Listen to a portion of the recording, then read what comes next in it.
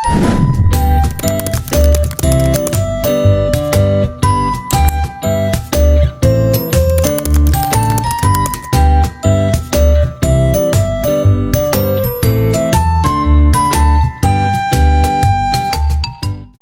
warahmatullahi wabarakatuh.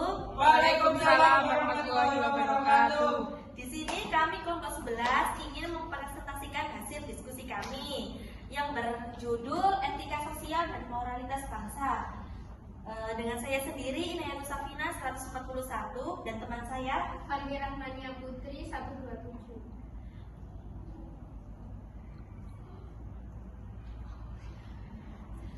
latar belakang. Pancasila bukan hanya dasar negara, tapi juga sistem etika yang membimbing sikap dan perilaku warga negara. Nilai-nilai Pancasila seharusnya tercermin dalam sikap, perilaku, dan juga cara masyarakat dalam berinteraksi agar tercipta keharmonisan, kemanusiaan, dan keadilan.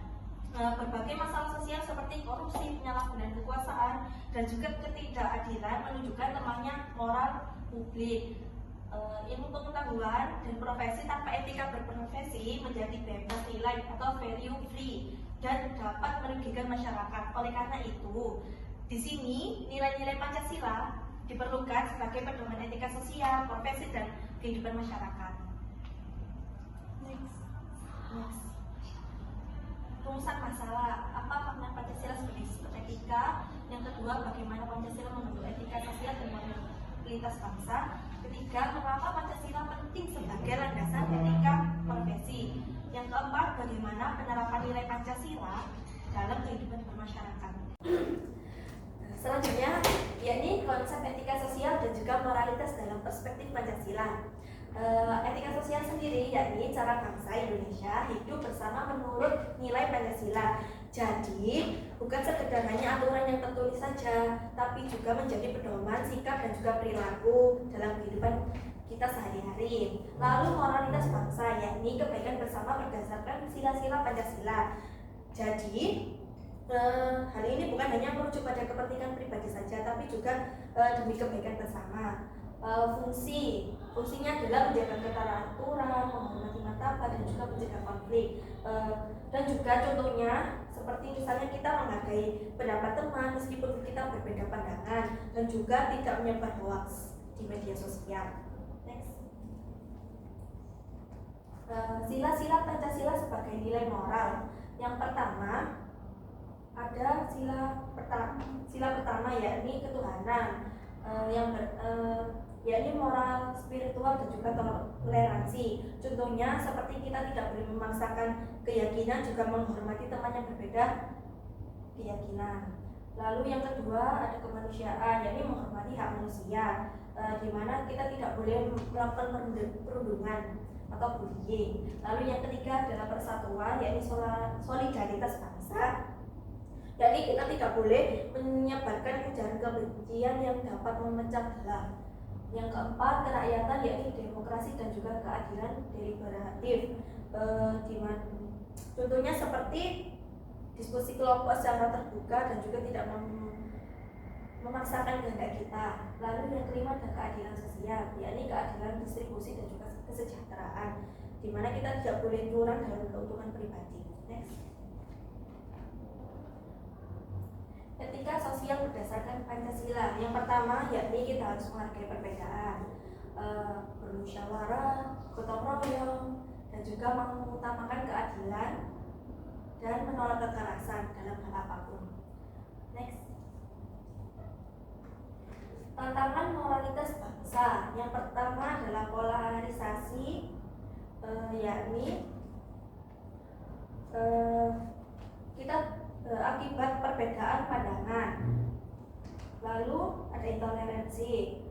Yang ketiga ada korupsi, yakni lalu yang keempat ada krisis solidaritas. Jadi semakin kesini kan zaman semakin berubah ya, seperti orang yang semakin individualis dan juga tidak mau bersosialisasi. Lalu etika digital, yakni seperti hoax dan juga ujaran kebencian. Di sini Pancasila berfungsi sebagai pandangan moral. untuk menghadapi tantangan ini, agar masyarakat tetap menjunjung nilai kemanusiaan, persatuan, dan juga keadilan. Contohnya seperti kita menggunakan media sosial dengan bijak, tidak menyebarkan hoax, terus diskusi untuk menyelesaikan masalah dengan kepala dingin.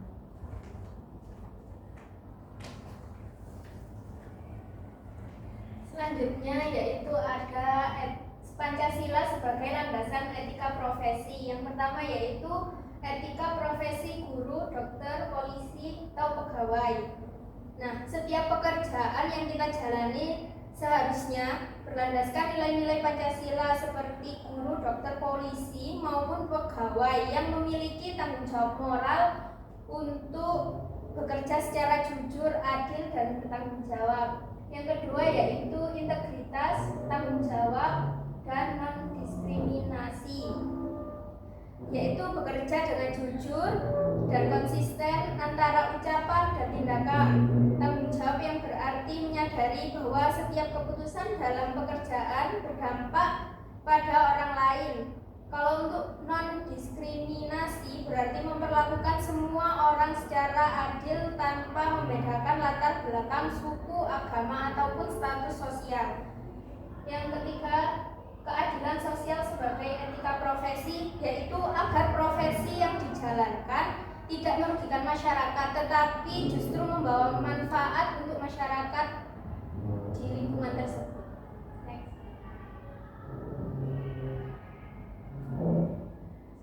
Selanjutnya yaitu contoh implementasi etika profesi. Yang pertama yaitu guru itu harus adil, humanis, dan tidak diskriminatif. Guru diharapkan bersikap adil, humanis, dan tidak membeda-bedakan siswa agar siswa tidak merasa siswa tersebut didiskriminatif. Yang kedua yaitu dokter. Dokter itu harus memiliki etika pelayanan manusiawi yang berarti dengan mengutamakan keselamatan dan kemanusiaan untuk pasien. Yang ketiga yaitu ASN yang anti korupsi, dituntut untuk bekerja secara jujur dan menolak segala bentuk korupsi. Yang keempat yaitu warganet. Untuk etika digital harus memiliki tanggung jawab etika yang terutama dalam menggunakan media digital secara bijak, sopan, dan bertanggung jawab. Pancasila dalam kehidupan masyarakat yang pertama yaitu harus sopan santun sosial. Ketika ada tetangga atau apa itu kita harus sopan dan santun agar tidak terjadi percekcokan antar tetangga. Yang kedua yaitu gotong royong. Gotong royong itu harus selalu siap ketika kita dimintai ketika hari Minggu untuk pembersihan lingkungan di RT atau kelurahan. Yang ketiga anti radikalisme. Yang keempat yaitu menghormati hak dan kewajiban antar manusia. Selanjutnya yaitu ada analisis. Pancasila berfungsi sebagai kompas moral dalam etika sosial dan etika profesi, dan terjadi kesenjangan antara nilai Pancasila dan praktik sosial, yaitu korupsi, intoleransi, krisis etika digital. Masalah utamanya yaitu Pancasila sering dipahami normatif, belum diinternalisasi dalam pengambilan keputusan moral. Refleksinya yaitu Pancasila harus dihayati sebagai pedoman bertindak, bukan sekedar hafalan. Setiap individu dan profesi bertanggung jawab menerapkan nilai kemanusiaan, keadilan, dan kejujuran.